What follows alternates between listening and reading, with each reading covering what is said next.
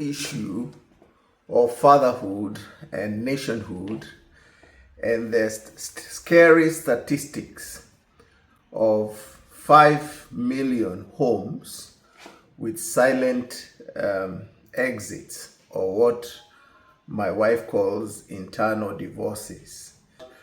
11 million registered marriages plus those who are cohabiting in Kenya. And then out of that, about 5 or so million of people who are married on paper, but in essence, the marriages are dead. Now, when you look at that and you also look at the 5 million single mothers, and you also look at the statistics of roughly what we are calling half of the households in Kenya are led by single mothers, then you are looking at what you are calling 20% that say who say they have good fathers, and you are looking at now 30%, obviously, who we are now going to assume have bad fathers or abusive fathers. And you apply this now in our nation. We've been looking at issues of corruption. How do these statistics correlate? When we look at the statistics on the single mothers crisis, we look at the statistics of absentee fathers, we look at the statistics of silent exits in marriage, or what we call internal divorces.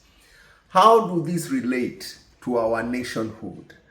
And is this mess one mess, or are they many messes that we have to look at? So these have been this has been the questions that I'm looking at, because I believe that issue of fatherhood and being absent is also what we are facing in terms of absent politicians.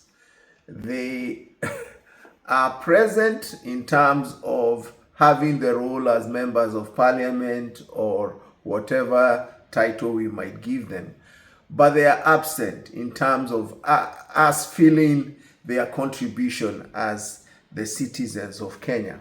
How present are they in terms of the Constitution of Kenya? It's not enough to have a Katiba Day. We must have leaders present in activating that Katiba, the 2010 Constitution. It's not good enough for us to have it on paper, and in reality, it has not been activated. It's not enough for us to have politicians in parliament, but they are absent in terms of them representing us in reality as the people of Kenya, because the 2010 Constitution's spirit is the people of Kenya. So the absenteeism we are seeing in the homes is the same absenteeism we are seeing in our governance. And I think the relationship between fatherhood and nationhood has got to do with the first government a child sees is the government of the father. So if the father is not there, then you are already introducing the child to no government, or what you call a governless life, or a chaotic life. The introduction of corruption and chaos is when a child does not experience a father. So what does that say to the whole issue of households being led, half of the households in Kenya being led by single mothers?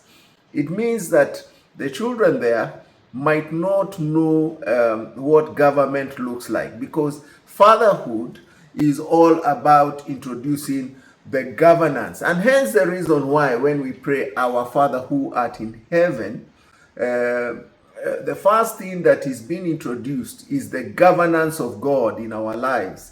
And then follows now the issue of your kingdom come, the mission of God. So before we introduce the Constitution, there must be that relational side. So fixing this whole issue of Kenya is very, very important. And it's not many separate messes. We must look at not only saying this is Katiba Day, and we have then the Constitution on paper, but in reality it is not been activated. It means we need to go to all these issues and not only be present in our home, but also be present in our governance. I hope this is clear.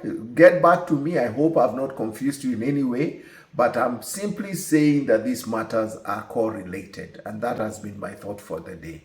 God bless you. Simon Karaoke coming to you from Melbourne, Australia. Bye.